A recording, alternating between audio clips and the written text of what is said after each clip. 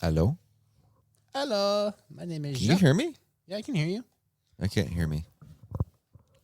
Are you plugged in the right one? Are you plugged in all the way? It's supposed to be yellow. Yeah, liar. Supposed to match your... I color-coded everything. There we Yep. fucking Yep. There we go. I want to be handheld until I need to smoke a pipe. I'm a fucking idiot. You're a fucking idiot, boy. I'm a fucking idiot. Fucking idiot, boyo. Or as Brad would say, fucking idiot. Fuck. Or he'd say, fucking idiot, bro. He'd self-censored. Okay. Hello, Brad. Hey, Drew, knock, knock. Who's there? I'm gonna need I'm gonna need to who? I'm gonna need you to suck my dick off.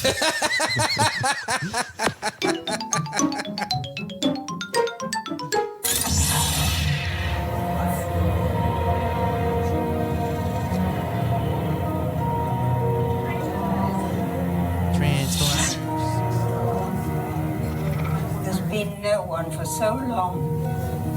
Who are you? Oh, God. Right. Not Right. you. Not you. Oh God. No. No.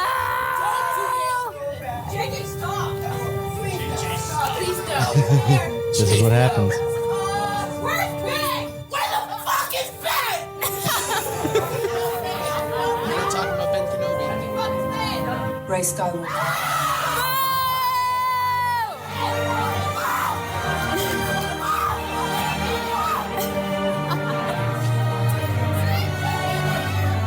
Somebody's already leaving. Somebody's already bailed.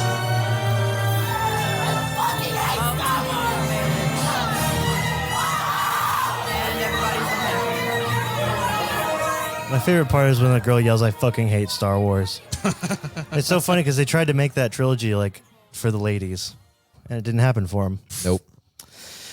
So if you couldn't guess by the intro, it's just us three dry-dicked boys. This episode, me, Haven, and Drew.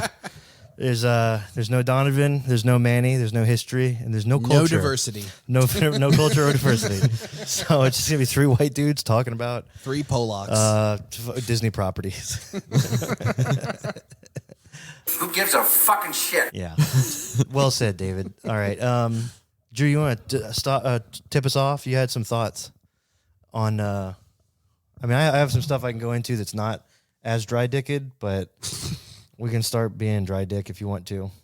Oh, about Book of Boba Fett. About your favorite TV show. I like the little BD. He's a nice. He's a very nice. I like the BD. I do like how you can tell that they shot this during COVID because there's only ever like 2 or 3 people in one scene at once. And even when they're wearing masks, it's like, yeah, they can't have that many people on set at the same time. Yeah. So you're going to see a lot of like sparsely populated areas. Because the only time you saw a bunch of people was that one group of like the dog people and everything. So those are Yeah, probably you're right. just They all straight up have masks. Yeah. And they sound like Star Trek The Next Generation characters because they have the rubber masks on. So they're like this and they're trying to talk through the masks. Like, listen, we can work this out. Like, If we make them bulldogs, we know we can't understand them anyways. exactly. I want to talk about better television programming. Now that we scared off all the girls who might be listening to this, and we just are left with the fellas. So I beat Disco Elysium, the detective game, and it got me on a real deep detective dive into other stuff because anytime I get into something like that, I'm like, yeah, let me watch some programming. And so I watched the first 2 seasons of True Detective again. I'm getting ready to watch the 3rd, and first of all, it rules. I feel like I could be. Every time I watch it, I'm like, damn, dude, I wish I was a detective. I wish I could, like, be good at something like that got me out of the house and off of like a chair. And, I feel like I would only be good at the detective stuff that's like sad and pathetic. So like the day drinking, the gambling. The day drinking, the spousal neglect, the shitty relationships with anybody who isn't in that world, the constant smoking, being a dirty cop and taking bribes, and beating like people, beating up journalists for writing bad exposés on the new casino that Vince Vaughn's trying to open, and then going to a bar and just saying it's done, and then having him slide me an envelope full of cash, buying new shoes for my kid, and like going to pick him up, and he's like, oh, they cut up my shoes, and then you go to the kid who cut up your shoes and you beat the shit out of his dad in front of him. Like, I'd be good at all of that stuff, but the actual detection and like police work, I'd be awful. You want me to do what? Yeah, I don't want to look at these crime scene photos. This is disgusting. Ew, no, gross. This person's dead. I'm not gonna look at that. It smells bad. So it just made me think about like living in a 12x6 motel room. There's a place in New Smyrna called the White Bird Motel and Trailer Park. I've seen that place. I pass that a lot. I've always just imagined what kind of people stay there, because honest to God, they're like 8x6 hovels. They're like little huts that people live in. And they're the size of like from that little hallway between your garage and the kitchen. That's good for the audio audience. But yeah, they're very, very small. And I just imagine the kind of person who lives in there. You go like, you show up to pick up your kid at school. Your kid's like, no, Dad, it's not your weekend. And then his stepdad's there, and he's being nice to you, even though you fucking hate him. And, it's your job to bring orange slices to like soccer practice. You just show up way late and drunk with a bunch of like dented Chef Boyardee that you heated up on a Sterno hot plate on your way over.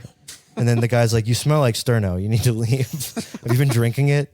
No, just cooking with it a little bit. Yeah, what's the last meal you had that wasn't grocery store hard-boiled eggs and beer pretzels? Like, so I feel like I could be good at that stuff, like being a really shitty parent. Yeah. And ex-husband. So you just want to be a neglectful spouse and get paid for it. Yeah, pretty much. I want to be like I just want to be in my own world and just have everything work out your way. Be an alcoholic, but be in a romanticized version of alcoholism that doesn't exist anymore. The real like noir style. You want to belt the whiskey? It's 9 a.m. Throw an egg in it and call it breakfast. Whores coming into the office like trying to get me off of the case and telling them trying to get you off. Yeah, and then be like, no, bitch, I'm solving this murder. She's caught up in it too. Basically, Bob Hoskins and Who Framed Roger Rabbit is who I would actually end up being. So I wouldn't be a good detective. The end of the game, Disco Elysium, made me really sad.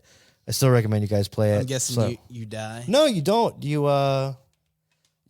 solve the case, but it's very depressing. Yeah, and you see a lot of yourself in your main character because the choices you make over the course of the game are so like grounded in a sense of the game's reality that and the characters are so well developed and written that you can't help but feel for them. So you make decisions based on how you would make a decision with these characters in reality because so you follow the story and be like, well, my guy would do this instead of what you would actually want. No, the opposite. You do what you would actually do because you're so compelled by these well-written characters. You really throw yourself into the game. And then when you listen to them, like summing up your experience, you feel very, very like, man, I am a piece of shit. You feel called out, yeah. But you did the best you could, and you still couldn't find the gun that you lost, but it's okay because you stopped a woman from killing herself with what was probably your gun. Could you imagine a game where it's like a girlfriend that just tells you everything you do wrong, that points out all your mistakes? I think they made one. I think it was called Catherine. They made a weird Japanese like puzzle platformer style thing. I'm glad it's a puzzle. It was about being in love with a woman. I never played it, but there's like a waifu that you try to impress, and then you're just like like the main character. I think on the cover of the game is just like this nerdy looking anime guy with boxers, and he's always like blushing, and his hair is always fucked up. Oh my God, who wants to play that game? You brought it up. Oh, speaking of games, somebody stole my idea and made a Pokemon shoot 'em up game. This thing called Pokemon X FPS came out. It was like a fan made thing. Remember I was talking about? Yeah, the Pokemon. Yeah, it was like a couple weeks ago. Yeah, exactly. But they didn't have the same like story implications that I had in it. See, like I wanted you to have some backstory. Like you're a dentist in Pokeworld going on safari and trying to get your kid to kill an animal while he's crying and you're calling him a pussy. To set it up like the backstory be really asshole and dicks to like again, killing these cute innocent creatures. I'm an alcoholic father and I'm taking my kid who's way too young to be using a gun. This could be part of your detective story. I'm telling him someone's been killing Pokemon. This is the only one. This is the only way you're going to be a man. Kill that Raichu right fucking now. And he's like weeping and stuff. He's like, oh, what is it? You're like, do it, pussy. See that Squirtle? Stab it in the eye. Pokemon X FPS this is from Aroged. I don't know. AROGED. Almost looks like Agrode, but that's not how that's spelled. It's a video game website, so who fucking cares? Pokemon X FPS is a first-person shooter set in the world of Pokemon, developed with the Unreal Engine. Nintendo... wow, this is really poorly written. Nintendo, he didn't take his existence well. He is trying to delete it, although with all of his videos spread across YouTube and Twitter. Was this written in... I'm surprised Nintendo is a he. Was this written by the same people who wrote all those Malignant reviews? Probably. And that like tweet farm in like Bangladesh? Dragon_GameDev2, the author of Pokemon X FPS, has been working on the game for just over a month. I'm only reading it from this website because the only other article that I found was on Kotaku, and I refuse to read anything from that fucking rag. Why? What's Kotaku? It's just a shitty gaming news website. It's under like the Gizmodo, used to be, not BuzzFeed, what's the other one? They got in a lawsuit with Hulk Hogan, and they lost. Anyway, it's the parent company's really, their parent company's shitty, so... And this one probably is too. Apparently, they're exploiting third world labor, so it's all good. Despite the graphic similarities with the titles of the series, in particular with Pokemon Snap, hey, there's my idea. Here, the monsters of the Pokemon Company should not be captured or photographed, but gutted with firearms. Also, because they are much more aggressive than the initial ones, the original ones. Bathed in the blood of a Bulbasaur. Although the project is still in its infancy, a few clips of the game were enough to drive the fans crazy, who obviously can't wait to spread Pokemon blood. As tradition has it, Nintendo did not appreciate the project very much and started having Pokemon X FPS clips removed from YouTube and Twitter. Not only that, actually, because it was... this is so weirdly written.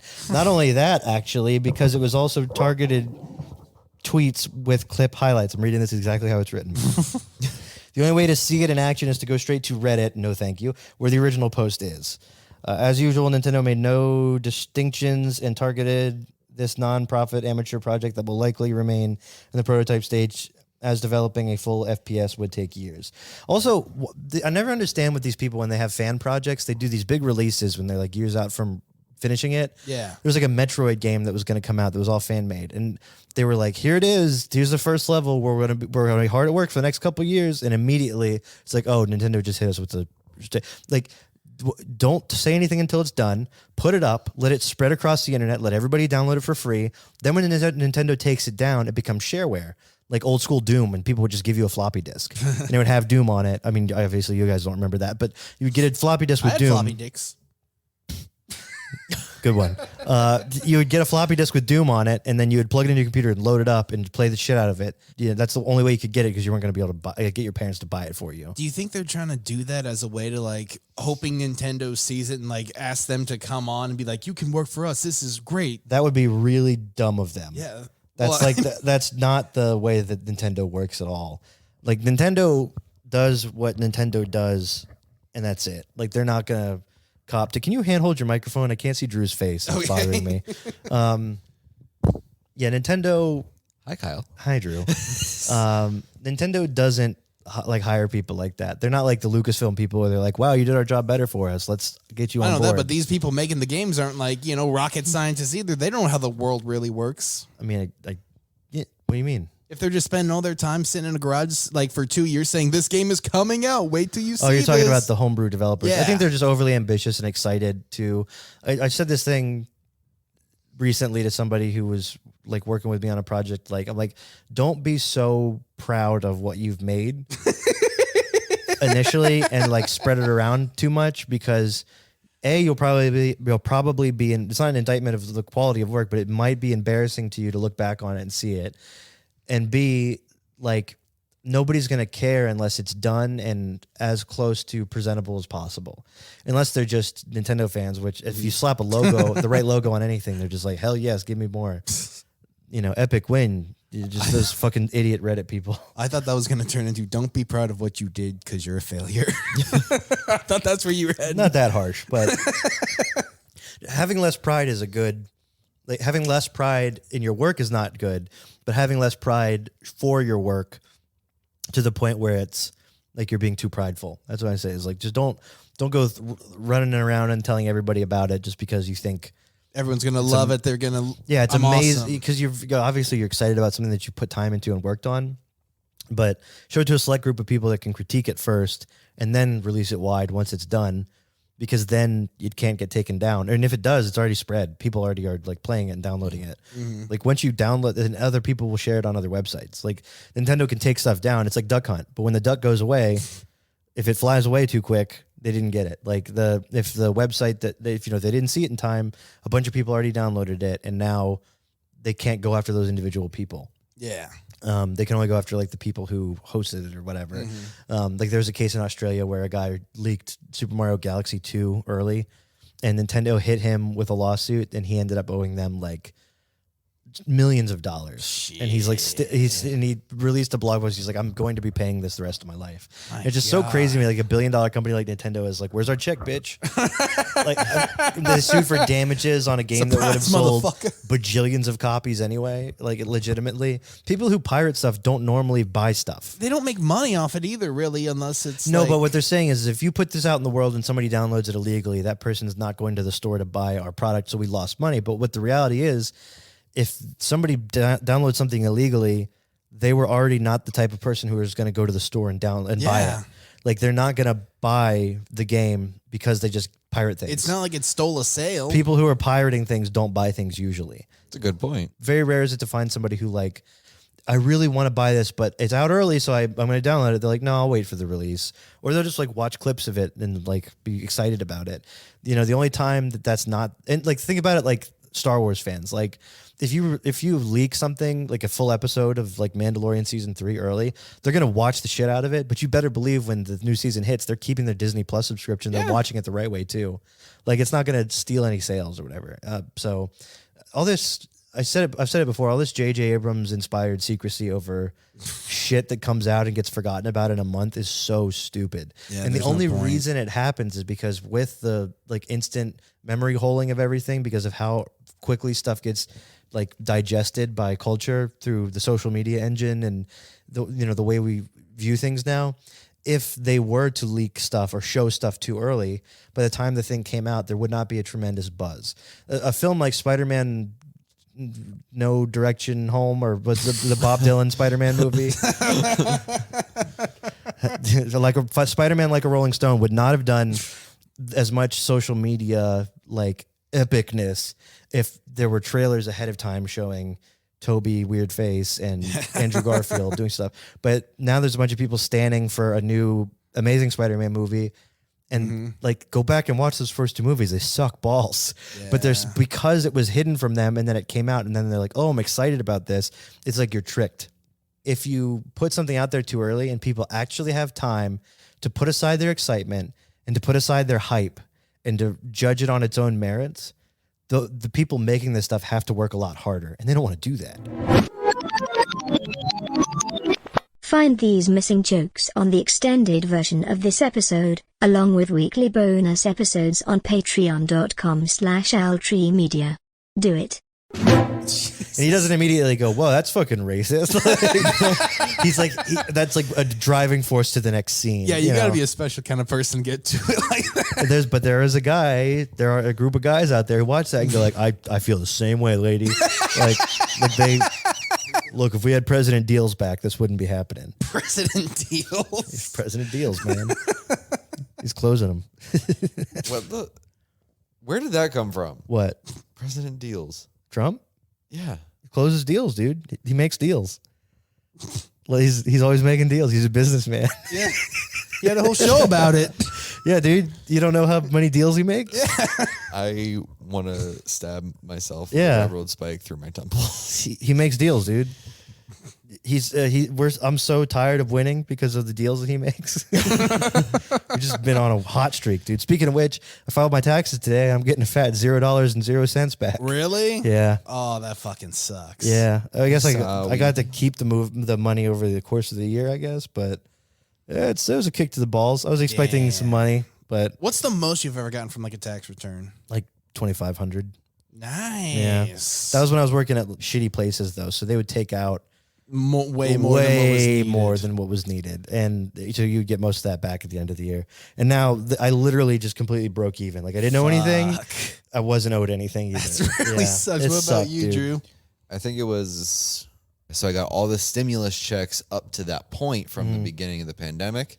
on top of my tax return. It was like a $5,000 tax return. Damn. That's tight, dude. Yeah. So, enough of this talking about reactionary politics. Let's talk about a fella by the name of Barry Seal. Batty. Barry Seal. Barry. He was one of the main drug smugglers of the 70s and 80s. Did Clint Eastwood make a movie about him? No, but Tom Cruise did. And Tom Cruise plays Barry Seal. Now, you know what Tom Cruise looks like? A midget. The listener, well, I mean, he's a Hollywood handsome kind of guy. It's a Hollywood handsome midget. But Hollywood handsome. yeah, he's a Hollywood handsome. Yeah. And he plays him handsomely in the film. Yeah. Now here, the listener can look up a picture of Barry Seal, but here's Barry Seal. So he got a good deal, dude. He looks like Archie Bunker. So He this literally is- looks like the human Mr. Potato Head without the mustache. with a 70s haircut. God. There's an article on thegentleman'sjournal.com. The incredible story of Barry Seal, the man who worked for both the CIA and Pablo Escobar. Some stories are stranger than fiction, and though the tale of Barry Seal, drug smuggler, double-crosser, pilot extraordinaire, has now been transformed into a raucous Hollywood caper with Tom Cruise at the helm. Tom Cruise didn't direct it. Helm is the director. Yeah. This guy doesn't know what he's talking. Okay, anyway, he's got to get his Hollywood Reporter lingo straight. The true story would be too outlandish for even the most imaginative screenwriter to pen. So who is Barry Seal? I'm just going to go through this, and we'll stop and break for our thoughts and stuff as we go through this. Barry Seal was a talented pilot who in the early 1980s was one of the principal importers of cocaine into North America via a remote airstrip in the backwater of Arkansas, a place where... do we know who was governor of Arkansas during that time? Why are you looking at me? Do we know? I don't think. He's the learned know. man. I think you know who it was. Oh shit! Yeah, it was. I think we know who it was. But that wasn't always the plan. Born in Baton Rouge, Louisiana, in 1939,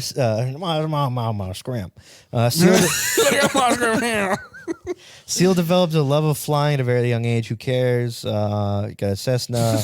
Okay, so he was an airline pilot. According to Seal's wife Deborah, the pilot started moving small amounts of marijuana across the border by plane in about 1975. By 1978, however, Seal had graduated to cocaine, largely because, in his own words, coke was pound for pound more profitable than cannabis. And there were many pounds. On each journey, on his favorite route from Nicaragua to Louisiana, Barry was said to move I want to know his second favorite route. Like if he has like a fucking list, or just like I'm sure he had like backup plans. and like when someone just like, "What's your favorite route?" It's just like, I don't got a favorite. You know, I like to go over Georgia, stop in Kentucky. Barry was said to move 1,000 to 1,500 kilos of cocaine. That was a joke to him, said John Roberts, a veteran smuggler of the 1970s Coke Road. He'd work at the drop of a hat, and he didn't care. He'd get in his plane, and he'd go down there and throw 1,000 kilos on the plane and come back to Louisiana. Soon, Seal's talent and sheer bravado had attracted the attention of the Medellin cartel. I don't want to say that wrong and have them fuck me up, but Medellin, Medellin cartel. I can't pronounce things. And their mogul leader, Pablo Escobar. It was on Escobar's suggestion that Seal moved forward his favorite airstrip from Louisiana to West Arkansas. And it was on a particularly heavy loaded trip carrying Medellin carrying cocaine that Seal finally got busted by DEA foot soldiers. The pilot was charged with conspiracy to distribute 462 pounds of cocaine with an estimated street value of $168 million. It should have put him away for life, but Seal saw a way out. Now, what do you think happened? Knowing what you know about the CIA, the culture of dirty undercover type stuff that happens at higher levels of government agencies, what do you think happened when the DEA got him, fellas? A fat envelope. He cut a deal. Yeah, he sang like a canary. He cut a deal. After his sentencing, Seal approached the DEA and offered to cooperate with the government as an informant, claiming that he was perhaps best placed to shine a light on the cartel operations in North America, Colombia, and Nicaragua. To best entrap their prey, the DEA instructed Seal to carry on with business as usual and to fly various smuggling routes. They loaded his plane up with high-tech surveillance equipment, including the most expensive cryptic radio communications we have ever seen at the time. So looking back, it was probably like a like a speak and spell. Yeah, like the iPhone walkie-talkie yeah, the equivalent of what would go into a speak and spell. According to DA agent Ernest Jacobson, on his first trip, Seal was able to snap photographs of Cuban officials, Nicaraguan soldiers, and Sandinista government officers hauling duffel bags of cocaine on and off of his plane.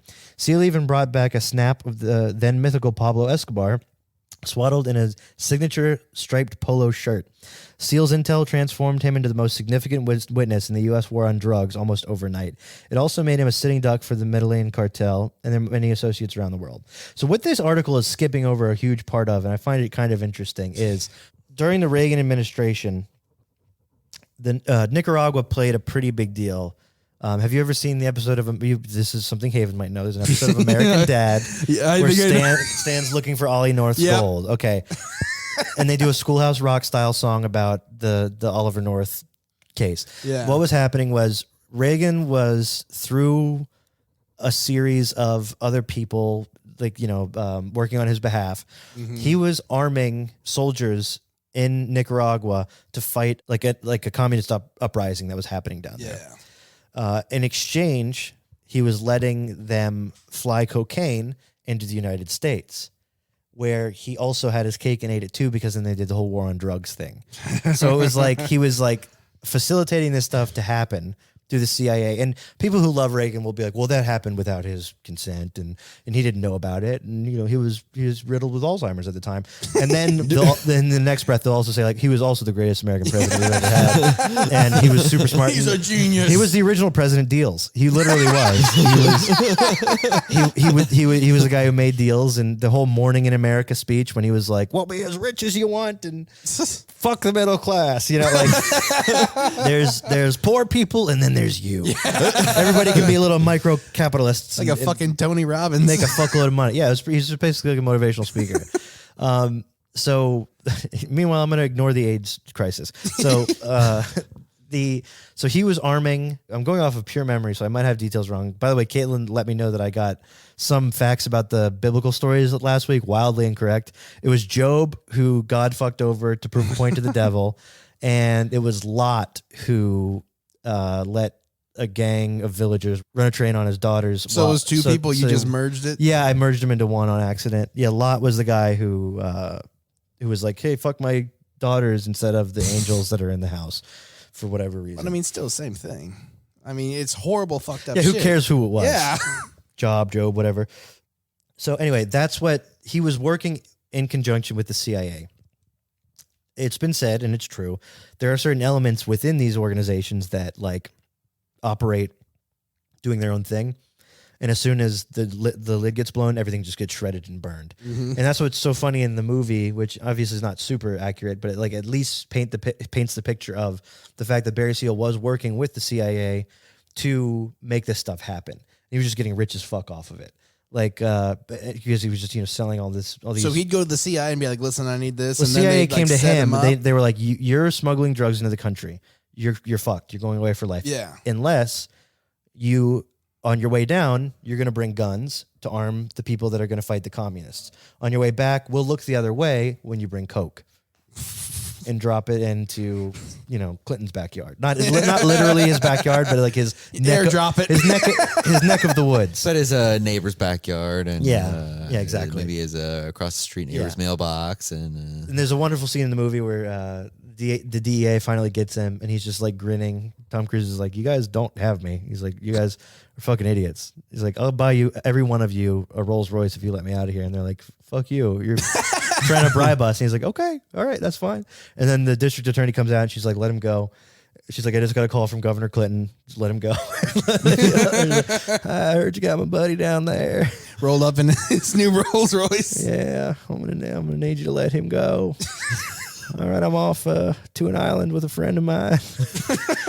But I feel like if you're a guy who has your own plane like that, like it's that kind of shit's bound to happen where you're gonna just like fly shit for people who will pay you enough, because what else are you going to do if you have a fucking plane? Yeah, it seems kind of like I'm up in the sky just cause. But how are you going to pay for all that it's gas? It's fun to take my life into my own hands and fly places. Like, no, you're going to be doing it. That's Harrison Ford. Yeah, that's true.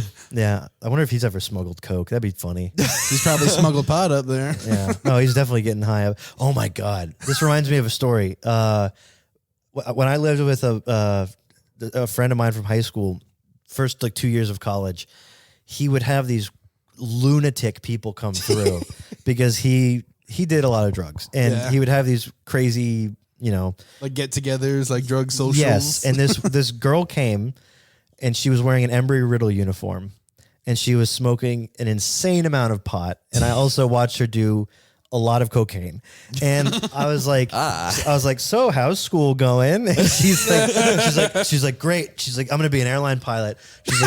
She's like, by the way, I have a friend who's gonna let me take his plane out. Do you guys want to take a plane? And I was like, being polite, I was like, yeah, maybe sometime. She's like, yeah, if you do drugs up at really high altitudes, it hits you way faster. Yeah, and I'm like, I feel safe. Yeah, that sounds horrific. I was like, isn't that dangerous? She's like, yeah. It's awesome. Yeah, it is. Well, yeah, dude, she was a nutter. That's fucking frightening. My God. But I guess, you got to last one way or another if you're flying from Japan to... I don't think doing coke is the safe one. No, yeah, it's like, let's do it in shifts. 5-hour energy. That's the difference. So do you want to guess how it ended for old Barry Seal? He's probably on an island, I'm guessing. Oh, no. Try again. Drew, you want to take it? Is he dead? Yeah, he's dead, bud. Yeah, he's... Cartel got him? With his reliability as an informant vindicated, Seal was awarded a re-sentence of 5 years probation. Unfortunately, he was also slapped with an arbitrary 6 months house arrest order by a disgruntled local judge in Louisiana who felt aggravated that a federal court had the final say. But by announcing to the world the Barry Seal's precise location for the next 6 months, the judge had effectively signed a death warrant too. Which that judge knew what they were doing. They knew what they were. Come get him. Yeah, it's like, here he is, bud. On February 19th, 1986, while working outside a Salvation Army facility as part of a court order, Seal was machine gunned to death by assassins of the Medellin cartel. And it was grisly and slightly pathetic end for a man who enjoyed life. I was mean to call it pathetic. And he was basically like forced to work at a Goodwill, folding the incoming like piss soaked cum stained jackets, and he got gunned down on his way out. The exciting thing to me is to get yourself into a life threatening situation, Seal said in a final TV interview shortly before his death. Now that's excitement. Like, spoken like a man who's done so much coke that he just can't. Like, you can't think straight. In True Detective season 2, there's a character who's got like PTSD from being like a Blackwater military guy, and in the show he just rides his motorcycle 100 miles an hour down PCH and at night and turns off his headlamps, and he's just like, only time I feel something. Yeah, this is the only time I can come.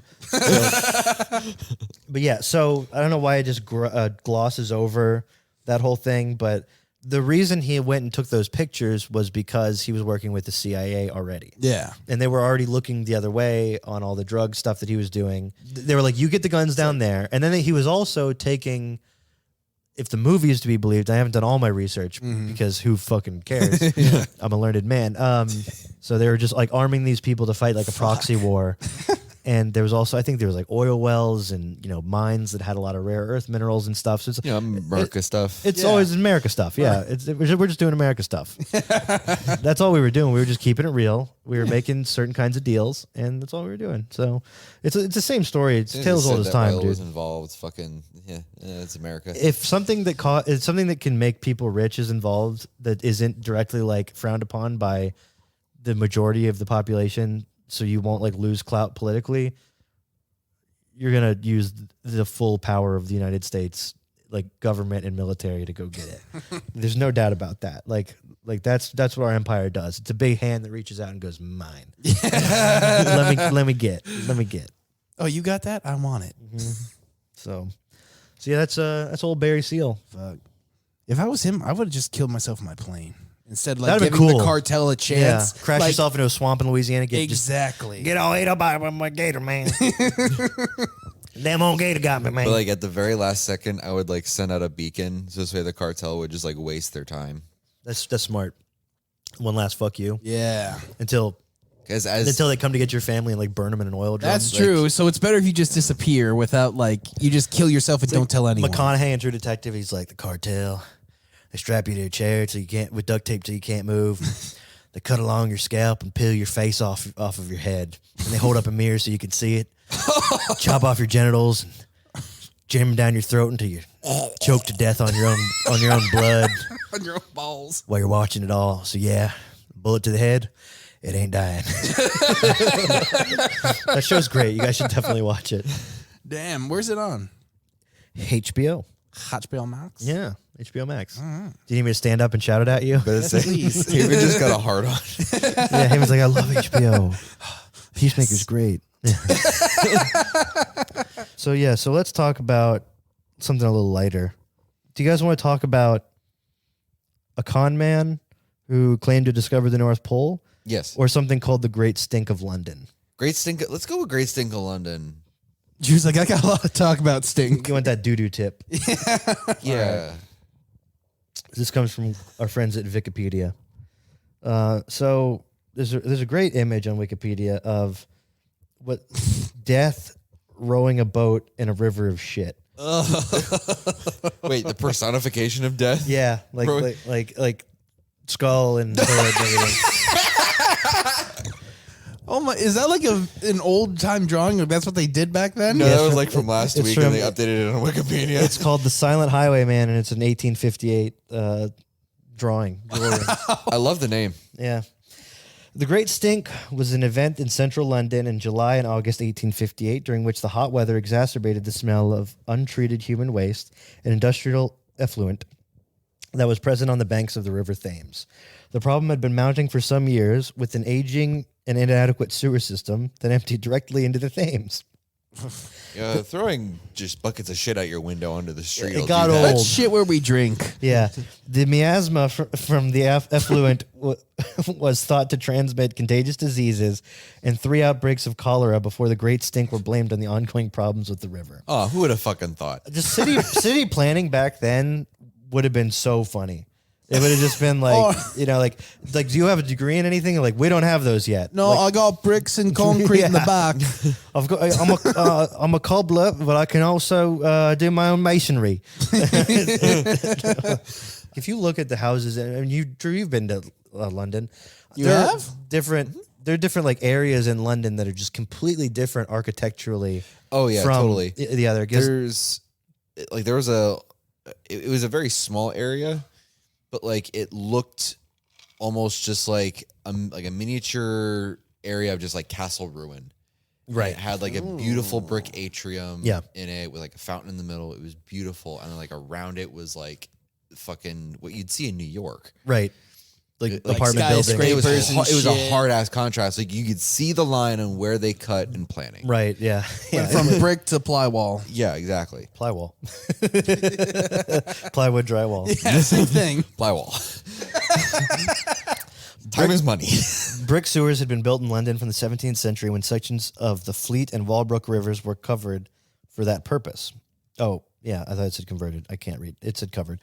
In the century preceding 1856, over 100 sewers were constructed in London, and at that date, the city had around 200,000 cesspits and 360 sewers. Let's go to the page for cesspits. That sounds like that's where all the homeless people go to shit. Cesspool. That's what cesspit or cesspool or soak pit in some context. Soak pit? That's where you drown them in feces. It's where Mormons go swimming. That doesn't even sound like I'm going in for a soak. That doesn't even sound like drowning. That sounds like relaxing in it. You sit on top and it takes like 4 minutes for you to sink down to the bottom. Like some shirtless fucking country club man is gonna dip his ass in there. Yeah, and just is like it's basically. I love the cross section. Hatch going top to bottom. Hatch, surface scum, inlet, and sediment. So it's basically just a septic tank that doesn't get cleaned. That's just constantly overflowing. Some cesspits leaked methane and other gases, which often caught fire and exploded. So farts were leaking out of the ground and causing explosions. So England is so fucking funny, dude. My God. During the early 19th century, improvements have been undertaken. So this whole, it's like taking 2,000 years. What the fuck? To get things a little better. To decide that they needed a fucking city planner. Yeah. That sounds worse than the fucking city on fire. Oh. Improvements have been undertaken in the supply of water to I Londoners. guess we need someone to help us stop this now, I guess. And by 1858, many of the city's medieval wooden water pipes, that's a great way to build them, were being replaced with iron ones. This combined with the introduction of flushing and the rising of the city's population from just under 1 million to 3 million led to more water being flushed into the sewers. Although with the associated effluent, the outflows from factories, slaughterhouses, and other industrial activities put further strain on the already failing. So just imagine you have old cow's blood and like pig shit, human shit, Any and early- everything that can come out of the body. early Like- chemical style waste. Even like butcher like viscera. yeah, right. It's like just rotting fat and sinew and nerves and bunches of shit like that. Oh, nerve. Basically everything that goes into like a McDonald's patty. That's essentially That's what, how England got rid of it. They sent it to that's America. that's what pink slime is all like the stuff we just named. And you know? Ray Kroc said, I'll take it. Yeah, let's do it. The scientist Michael Faraday described the situation in a letter to the Times in July 1855. Shocked at the state of the Thames, he dropped pieces of white paper into the river to, quote, test the degree of opacity. His conclusion was, In a second. Not great. In a second, it just turned brown. quote, near the bridges, the festulence rolled up in clouds so dense that they were visible at the surface. Oh, my God. Even in water of this kind, the smell was very bad. That's putting it mildly. Boy, it's a little stinky. And common to the whole of the water. It was the same as what now comes up from the gully holes in the streets. So shit is seeping out like into the blob. road. Yeah, it's horrific. The prevailing thought in Victorian healthcare concerning the transmission of contagious diseases was the miasma theory, which held that most communicable diseases were caused by inhalation of contaminated air.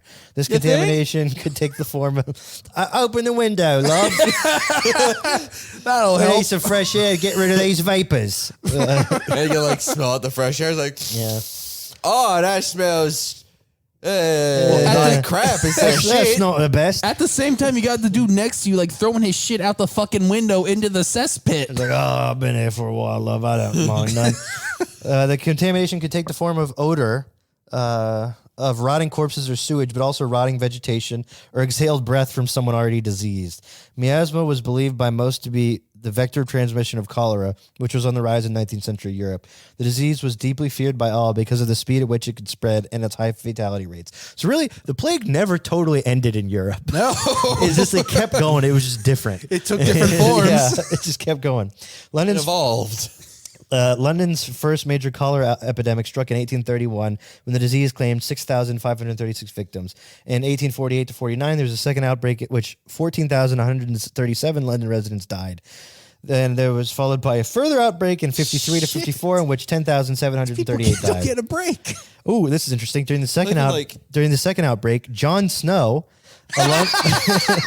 a London-based physician and bastard, noticed that the rates of death were higher in those areas. You ain't no shit, Jon Snow. Supplied by the Lambeth and the Southwark and Vauxhall water companies. He was also fighting White Walkers. In 1849, he established a paper on the mode of communication of cholera, which posited the theory of the waterborne transmission of the disease. He sent it by Raven. Yeah. Rather than the miasma theory, little attention was paid to the paper, mainly because the people working at the paper were having weird incestuous sex. All right, that's enough Game of Thrones jokes. Okay, following the third cholera outbreak in 1854, Snow published an update to his treatise after he focused on the effects in Broad Street, Soho.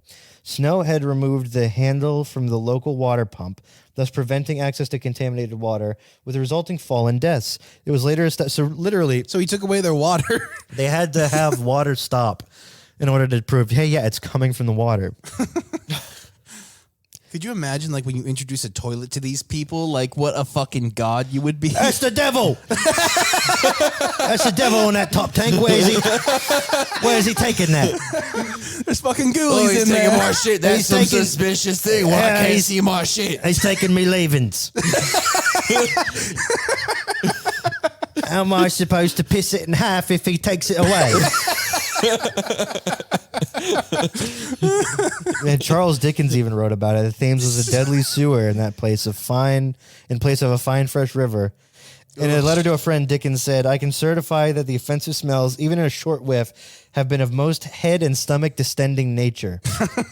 While the social scientist and journalist George Goodwin wrote that, it, quote, "in parts the deposit is more than 6 feet deep on the Thames foreshore, and the whole of it is thickly impregnated with impure matter." It's such a nice way to put it. God. Damn, dude. In June 1858, the temperatures in the shade in London averaged between, I'm just going to do Fahrenheit because we're Americans, 93 to 97 degrees Fahrenheit, rising to 118 degrees Fahrenheit in the sun. Shit. Combined with the extended Actually, spell, devil shit. Yeah. If he's taking his leavings. combined with the extended spell of dry weather, the level of the Thames dropped and raw effluent from the sewers remained in the banks of the river. Queen Victoria and Prince Albert attempted to take a pleasure cruise on the Thames, but this is my favorite part, but returned to the shore within a few minutes because the smell was so terrible. So the Queen and the Prince were like, So Prince Yes. Albert got canned. somewhere Manny's smiling. Yeah, so yeah, it was pretty horrific, dude. I don't know how it got solved, but there's a funny political cartoon about it. Basil Glad as the Sewer Snake Punch, 1883, and it's got a guy who's presumably blamed for a lot of it in a political cartoon. Of course, he has mutton chops. He looks like a snake. Yeah, Is a snake like a shit shoot? I guess. That's what it looks like. Yeah. I mean, sweet fucking Jesus. How do you live next to that? Like, Right. I would fucking move London away from the river. Just pick it up and move it somewhere Exactly. else. Take London and push it over here. That's a big theme with how to solve these problems. It's like- and that's like, it's so funny because like you build a city that's lasted since they like, it's been around forever and ever and ever. And they never thought like, hey, you know what? The Romans had irrigation and pipes and stuff. And it did kind of make them have lead poisoning and go crazy. But they were pervs. But- we don't need that. Yeah, exactly. We stick with wood in here, love. It's if it was good enough for the good Lord to be nailed to, it's good enough for me water pipes. If it's good enough for little Timmy's teeth right there, it's good enough for me. Do we have anything else to say about the Great Stank of London? It's pretty. Other than it's pretty funny. Funniest tragedy to ever happen. One of them, yeah. I'm for shocked sure. that didn't happen in America. I mean, it might have. I think it might have happened on some level, but like because it happened in London, that's what makes it funnier. Let's see if there's a. Oh, so they just developed better drainage systems. God, dude, could you imagine having to like be the person that has to fix it? It's like, well, I'm the city planner now. They give you a shovel and like a little headlamp and be like, go. You're like elected into that position. This shovel's got a fucking hole in it. What the fuck is this, mate? So the last thing I want to talk about today, a little learned history, is something called the Cape York Meteorite. Now, before we rolled, that's a recording lingo for started recording, we were talking about a fella, a fraud, and an all-around not that great guy named Robert Peary. A dickhead. So he has quite the portrait. I like these Wikipedia pictures. I mean, I'll find a way to embed them into the We thing, should get maybe. like an artist to do ours. Yeah, that's Robert Peary. Do you know who I'm He talking looks about? like if John I say, Hurt. Do you know who I'm talking about if I say the Iceman? Yeah. Like the guy that like fucking tortures himself in ice. That's what he looks like. So this guy, one of the thing he's probably most famous for is being widely assumed to have lied about being the first person to the North Pole. Like it's like the equivalent of like taking a selfie somewhere, like being on a mission trip and taking a picture of yourself holding like a bag of canned goods with a person in a third world country and being like, this is me being a good person, you know, like, but he was just camping out in Colorado. he was the only person on the expedition to the North Pole who knew how to use a sextant, which meant that he was the only person who knew how to navigate and where they actually were. So nobody else could like call him on his bullshit or attest to the fact that they weren't actually there. Yeah. It's widely assumed that he went to just a northern-ish part of Greenland and snapped a picture and said, "All right, good job, boys, we did it," and then headed back. People who knew him said that he was just kind of like an asshole. And there's a section on his Wikipedia page that leads me to believe they were right. So there's the normal stuff like some expeditions claiming to reach the North Pole, later life and death, marriage and family, and then there's a section called treatment of the Inuit. So imagine if you had a thing on your Wikipedia page that was like Haven. His treatment of the Native Americans. his treatment of small dogs. Guessing it's not there because it's good. Right. Peary has received criticism for his treatment of the Inuit, for fathering children with Alaquasana and bringing back a small group to the United States along with the Cape York meteorite, which was a significant local importance and Peary sold for $40,000 in 1897. So the Cape York meteorite was a meteorite that had fallen where these Inuits lived. Yeah. And it was used as a source of, because it had iron, it was comprised of like all these minerals and metals and stuff. They would chip off pieces of it and use it to make tools, which when you're up there, the only thing you have to make tools out of are bones. You wait for someone to die. Literally like bones from things that you've killed or found dead and whatever else you can find. And if it's if it's snow, then you can't really do much with it. So, it was basically like the lifeblood of this a group of people. Mm-hmm. There's estimates that it went all the way back at least before the 1100s because they found like Viking arrowheads in that area that were made out of the same material. So the Vikings would have found it and then used it to make arrowheads. I'm shocked the Vikings wouldn't take that because they took everything. Well, they wouldn't have had the means to back then because this thing weighed like I don't know, like 10,000 tons or something like that. Oh, shit. I didn't know it was that big. It was massive. It was fuck. So that's the thing. Like for thousands of years, people were just chipping pieces off of it and using them as they would need it. Yeah. It's like a wellspring for them. It's just like a natural thing that they keep using and using and using over and over. I lost my fork. Go to the rock. See, here's a picture of a narwhal tusk. A narwhal tusk lance with an iron head made from a Cape York meteorite. And it's on the Wikipedia page. Fuck. It's just like it's a tusk with like a sharp piece of metal in it. And so this was just like a tribe that lived near there? The Inuits, they were just the Eskimos. Okay, because I'm trying to think, like, how do these people, like, melt the metal to put on the tusks? No, they just chipped it off and then chipped pieces of it down until it was like whittling, but with metal. Fuck, I can't imagine. Or whittling with pieces of iron, like chunks of iron, like hard, brittle metal, Oof. or not metal, but you know what I mean, like a rock. Rock, yeah. It's like a rock that is more. It'll stand up to more than a rock would.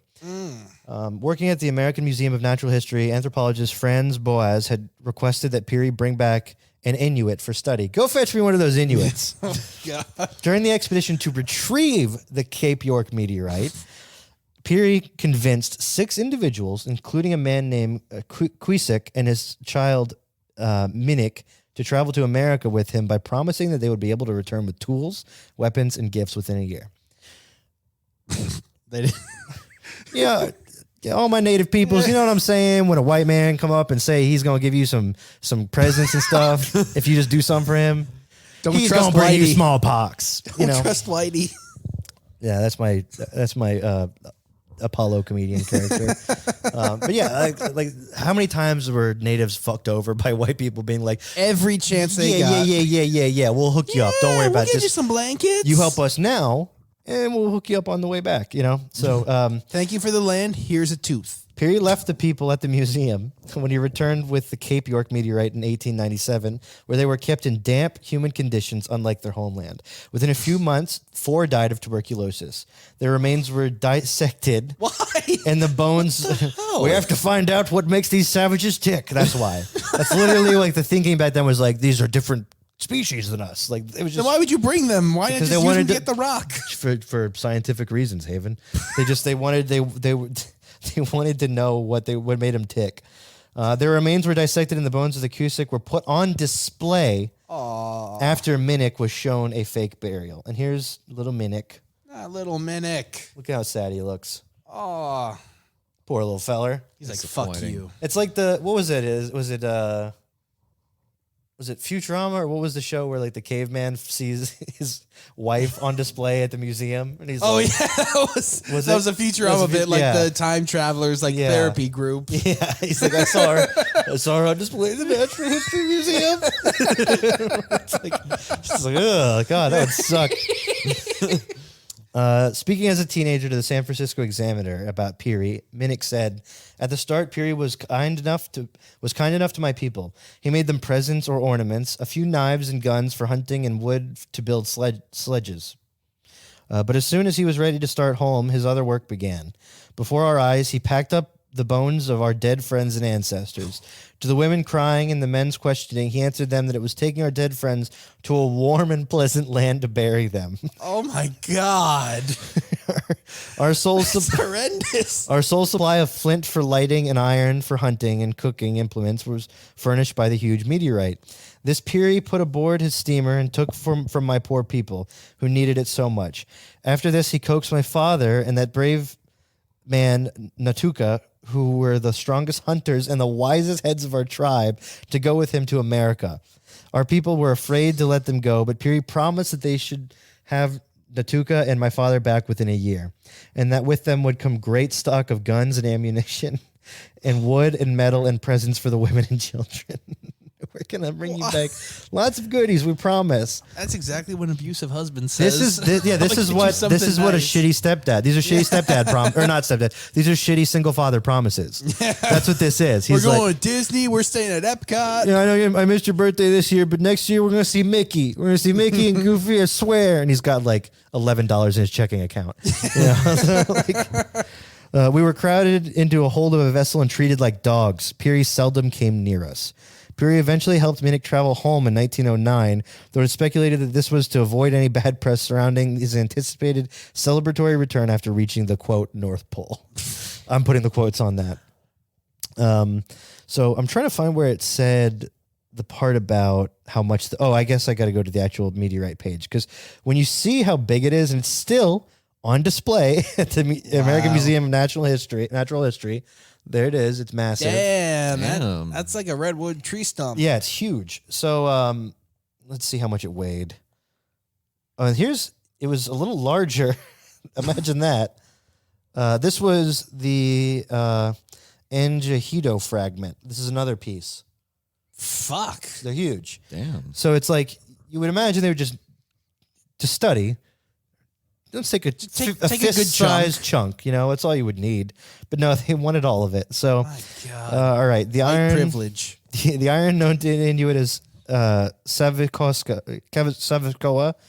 a word that Kyle can't say. Great iron later renamed Kevin Costner later renamed Anagito by Robert Edwin Peary. So they always like renaming stuff too. Weighing 31 metric tons. 31 long tons and 34 short tons, whatever that means. Another one called, quote, The Woman, weighing 3 metric tons. And one called... Because that's the piece they fucked. It's like, it's Sam Rockwell. These little guys I call the ex-wife. And Iron Man 2. Yeah. There's one called The Dog, weighing 880 pounds. For centuries, Inuit living near the meteorites used them as a source of material for tools and harpoons. The Inuit would work the metal using cold forging, that is by hammering the metal with stones. Excavations of a Norse farm in 1976 located, it was Norse, it wasn't, I guess it's kind of Viking, located an arrowhead made of iron from the meteorite dating to the 11th to 14th century AD.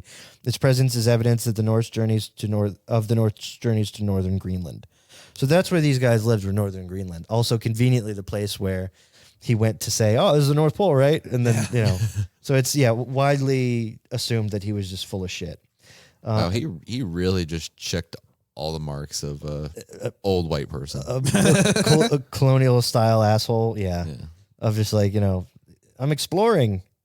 I'm doing what a child does only a real in the woods. asshole like of that time. That's how you determine if you're an asshole. Like when you want to be an explorer and you get paid to like enslave people and steal their shit. That's the main character of your Pokemon Snap game. Yeah. You're right, dude. He's a descendant of Peary. The great He's like the great fail son of the great grand fail son of Robert Peary. So he was also, I mean, obviously he was a con man, but there was something called the Crocker Land Expedition. Took place in 1913. Its purpose was to investigate the existence of Crocker Land, a huge island supposedly sighted by the explorer Robert Peary at the top of Cape Colgate. Oh, that's where they make the toothpaste. In 1906. That was a shitty joke. It is now believed that Peary fraudulently invented the island. So he tricked these people into believing that there was an island there and got an expedition going. It's like, see that sandbar? It's bigger. And I guess this is when, So, like- there's a picture of Minnick. So is this the one where he picked up Minnick? Huh. Anyway, what were you going to ask, Drew? So like he promised like a bunch of like lush green. He was like, there's an Whatever. island. He was like, there's definitely an island up here. We should go find it. Following the 1906 expedition that failed to reach the North Pole, Robert E. Peary reported in his book that he had sighted a distant land from the heights of the northwestern shore of Ellesmere Island. He named it Crocker Land after San Francisco banker George Crocker. It turned out to be a crock of shit. One of his financial bankers. It is now known that Peary's claim was fraudulent, as he wrote in his diary at the time. No land Why would you was leave a visible. record? Yeah, he was Why really. would you out yourself? Yeah. The invention of Crocker Land was apparently to attempt to secure further support from Crocker for Peary's 1909 expedition. Hey man, I need a little more money, but hey, check it out. I named a place after you, and it's definitely real. We could go there. And I could take pictures and bring it back. And it's like, I don't know what the 1900s equivalent of Photoshop would be, but like, He something. probably just stole a picture from a house. Yeah. He was out before and was like, this is the island. All right, so he attempted to secure the support for the expedition. If so, the attempt failed as Crocker had diverted all of the available resources to the rebuilding of San Francisco following the 1906 earthquake. The existence or non-existence of Crocker Land became important following the controversial events of autumn of 1909, when both Peary and Frederick Cook returned to civilization, claiming to have reached the North Pole. Since Cook claimed to have traversed the alleged region of Crocker Land and found no such land, the existence of Crocker Land would be proof of the falsity of Cook's claim. Backers of Peary's claim therefore set out to find it. So he had people risking life and limb to go find this lie. Like the Max Magician. So this island was just fucking Fire Festival. We're going to talk about the real ancient Fire Festival on the bonus episode, but yeah, this was a mini Fire Festival style event. The expedition was organized by Donald Baxter Macmillan and sponsored by the American Museum of Natural History, the American Geographical Society, and the University of Illinois Museum of Natural History. So basically, yeah, the expedition, they left on the steamer Diana on 2nd of July, 1913. 2 weeks later, at midnight on 16th of July, the Diana struck rocks while trying to avoid an iceberg. That sucks. Macmillan blamed the collision on the captain, who was drunk at the time. The expedition transferred to another ship, the Eric, and eventually arrived at Etah, the northwest Greenland, in northwest Greenland on the second week of August. The next 3 weeks were spent constructing a large 8-roomed shed with electricity generation capabilities. It was to serve as a local headquarters for the expedition. An attempt was also made to set up a radio room, but was not successful. And the expedition was never able to establish reliable radio communications from the outside world. Meanwhile, Peary's like outside, just like cutting cables. Like, I gotta make sure I'm the one who tells the story. one must like that. know. Yeah. After making a number of preliminary trips to place supply caches along the route, Macmillan, Green, Ekblaw, and 7 Inuits set off on the 1,200-mile journey to Crocker Land on 11 March 1914. Peary wasn't even here. So the temperature was many degrees below zero and weather conditions were very poor. So he's at home laughing. Oh, yeah. He's sitting by a fireplace having a brandy. Yeah. Eventually, the party reached the 4,700-foot high Beachdalt Glacier. Where did that come from? I am illiterate. Which took them 3 days to climb. The temperature dropped dramatically is what it actually said. And Ekblaw suffered severe You having a frostbite. stroke? Yeah, a little bit. He was evacuated back to Etah by some of the Inuit. So they just made the Inuit do that. They're like, yeah, send him back. One by one, the other members of the party gave up and turned back. By the time the expedition reached the edge of the Arctic Ocean on 11 April, only McMillan, Green, and 2 Inuit, names that I will not be able to pronounce, the 4 dog sleds set across the treacherous sea ice, avoiding thin patches and expanses of open water. And eventually on 21st of April, I'm dyslexic. You smell dude. pennies? Yeah. The party saw what appeared. You try reading this much. Appeared a huge Your island. literacy is declining. Sorry, diminishing drastically. I am drinking on the northwestern horizon. Flywall. As McMillan later said, hills, valleys, snow-capped peaks extending through at least 120 degrees of the horizon. An Inuit hunter, whose name I won't try to pronounce, with 20 years of experience of the area, explained that it was just an illusion. He called it pujok, which means mist. However, McMillan insisted they press on, even though it was late in the season, the sea ice was breaking up. Just another story, just like the terror. Just some English guy being like, "We press on," you know. For 5 days, they went on following the mirage. Finally, on 27th April. They had covered some 125 miles of dangerous sea ice. McMillan was forced to admit that the fella, Inuit, was right, and the land he decided was in fact a mirage. It was probably a rare form of mirage called the Fata Morgana. Fata Morgana. Oh, I've heard of that. Later, McMillan wrote, the day was exceptionally clear, not a cloud or trace of mist. If the land could be seen, now was our time. Yes, there it was. It could even be seen without a glass, extending from southwest true to northeast. Our powerful glasses, however, brought out more clearly in the dark background in contrast with the white, the whole resembling hills, valleys, and snow-capped peaks to such a degree that we had not been out on the frozen sea for 150 miles. We would have staked our lives upon its reality. Our judgment then, as is now, that it was a mirage or loom of the sea ice. The party turned around and was able to reach solid land with no time to spare, for the sea ice broke up the next day. Holy shit, they killed a guy. They killed one of the Inuits. What the fuck? What? Why? What? Yeah, why? After returning to land, McMillan sent, I'm going to try to pronounce his name, respect to the dead. I think he'd be more respected if you didn't. Okay. We'll call him Mr. P because his name starts with a P.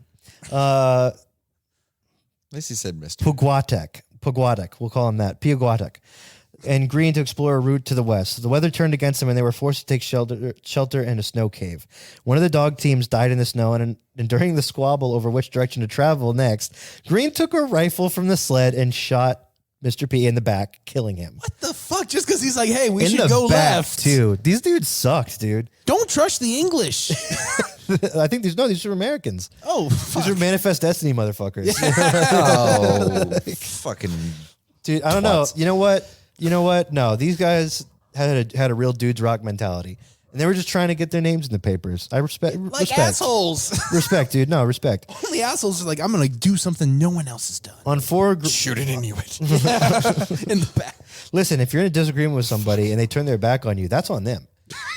All right? On 4 May, Green rejoined McMillan and told him what had happened. Upon their return to Etah, McMillan informed the other American members of the expedition, but asked them to keep quiet. He told the Inuit that Mr. P had died in an avalanche. Ekblad said later that this was, quote, one of the darkest and most deplorable tragedies in the annals of Arctic exploration. Green was never prosecuted for the murder. Of course he wasn't. Although the Inuit suspected there was more to the story. Annal of exploration. Jesus. All these stories tell me, it like says we should just stay the fuck away from like snow in the North Pole. Oh shit! It just got even crazier.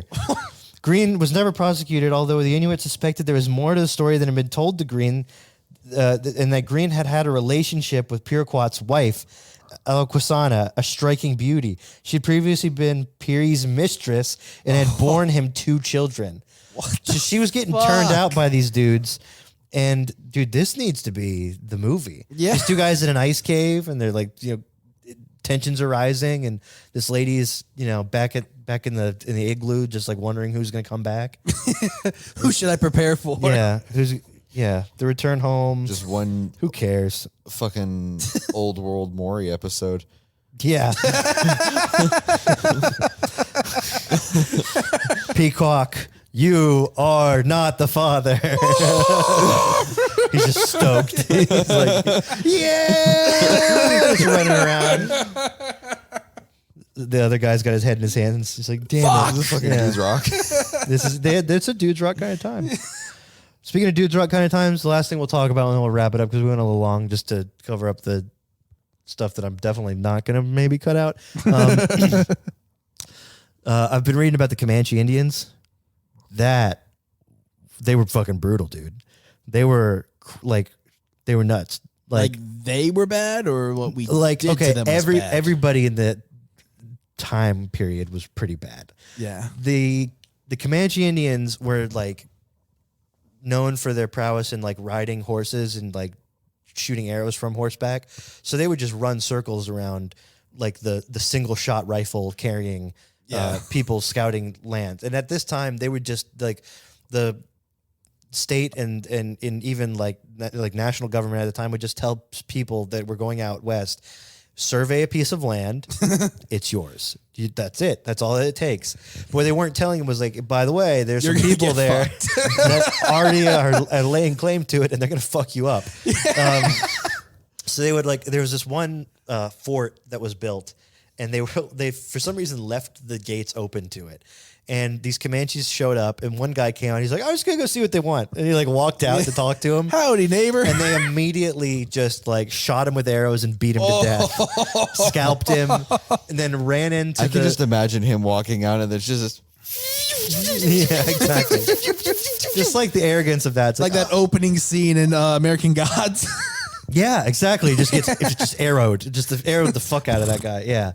So the Comanches come in, do horrific things to these people. like scalping, raping, kidnapping, hog tying and beating people till they can't like breathe and they're choking on their own blood. Just horrific things. They were also known to like cut people's eyelids off and bury them in anthills. What? Yeah, or like fuck? next to anthills. They would bury them up to the neck, like 1,000 yards next to an anthill. Yeah, they were fucking ruthless, dude. My God. Yeah, but at the same time, like the early Texas Rangers were also like we're just gonna go out and we're gonna get us some scalps. Like, and they were kind of worse, arguably, because they would protect these settlers, and after a while, the head guy of the Texas Rangers was like, no, they're good. We don't need it. They don't need us anymore. And they're like, why? And they're like, oh, there's just no more Indians. And they're like, okay. And they came back and come to find out later, it's because like the budget had dried up and he wasn't getting paid anymore.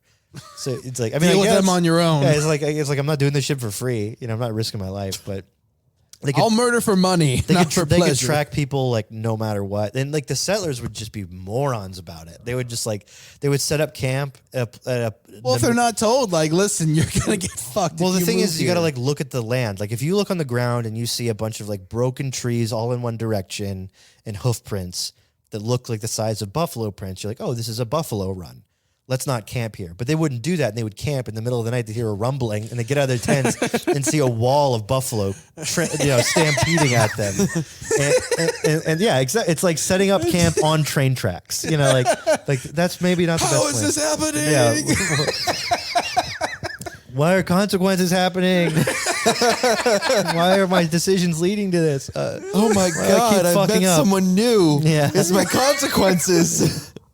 So yeah, it was a bad time in history. So yeah, that's when they like waged war on the remaining Indians, and you had guys like Custer going out. Custer had a fucking horrific way to go because the Indians hated Custer, like worst of all. No, I wonder why. Yeah. So when he was killed, I don't know if this happened after he died and they just desecrated his body, or if it was while he was alive. But I bet it's while he was alive. They had the women in the tribe like jam like wooden rods up his dick hole and like cut it off and shove it in his mouth, and they like skinned him and stuff. It was really bad, dude. And they kept it quiet for the longest time because he was like a quote American hero back then, and they couldn't let you know that we can't let our hero know he's got with his dick. They in were his like, mouth. listen, Custer was killed early this morning in a raid on his compound. In accordance with Muslim tradition, he was buried at sea, and you don't need to ask any more questions about it. It definitely happened, and you don't need to ask any more questions about it. When did it happen? That's a question. That's a question. Yeah, I got it here. So yeah, it was one of those style situations. So Yeah, that's some good history, boys. You guys got anything else to talk about? My God. I feel like a learned man. Yeah. You look like a learned man. Well, you're going to be a full-blown learned man next episode because no, not this next bonus episode, but episode 10. We're undergoing a rebrand. So, yeah. Say goodbye to the trash pod. Goodbye, off the trash pod. I'm garbage. going to be fully blown by learned men. You want to be blown by men? Only learned men. We're going to shake off the escape rockets and slip the surly bonds of our own insecurities and get to the moon and then crash and not make any more money. Fuck it. So Cool.